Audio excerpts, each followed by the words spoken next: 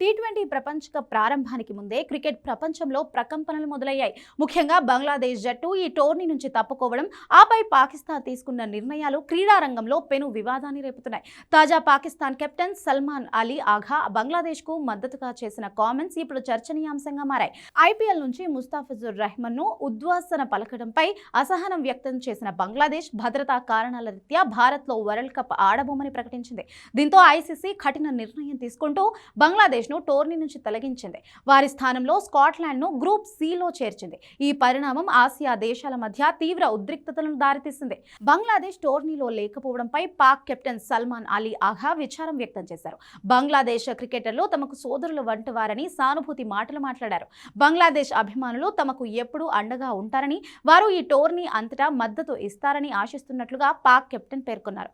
ఈ కామెంట్లు బంగ్లాదేశ్ పట్ల పాకిస్తాన్ సానుభూతిని చాటుతున్నప్పటికీ పరోక్షంగా ఐసీసీ నిర్ణయాన్ని వ్యతిరేకిస్తున్నట్లుగా కనిపిస్తుంది. ఈ వివాదం కేవలం మాటలతో ఆగిపోలేదు. పాకిస్తాన్ ప్రభుత్వం కూడా దీనిలో జోక్యం చేసుకుంది. పాక్ ప్రధానమంత్రి షెహబాజ్ షరీఫ్ ఒక సంచలన నిర్ణయాన్ని ప్రకటించాడు. ఫిబ్రవరి 15న కొలంబోలో జరగాల్సిన అత్యంత ప్రతిష్టాత్మకమైన భారత్ పాకిస్తాన్ మ్యాచ్ నుంచి తప్పుకుంటున్నట్లు పాకిస్తాన్ వెల్లడించింది. క్రీడలో రాజకీయాలు ఉండకూడదని, బంగ్లాదేశ్కు మద్దతుగానే తాము భారత్తో తలపడడానికి సిద్ధంగా ఉన్నట్లు పాక్ ప్రధాని షెహబాజ్ షరీఫ్ స్పష్టం చేశారు. పాకిస్తాన్ టోర్నీలో మిగతా మ్యాచ్లు ఆడుతున్నప్పటికీ భారత్తో మ్యాచ్ ఆడబోమని చెప్పడం క్రికెట్ అభిమానులను తీవ్ర నిరాశకు గురిచేసింది. టీ20 వరల్డ్ కప్ శనివారం నుంచి మొదలవుతుండగా పాక్ కెప్టెన్ సల్మాన్ అలీ ఆఘా వ్యాఖ్యలు, పాక్ ప్రభుత్వం నిర్ణయం టోర్నీ ఉత్సాహాన్ని తగ్గించేలా ఉన్నాయి.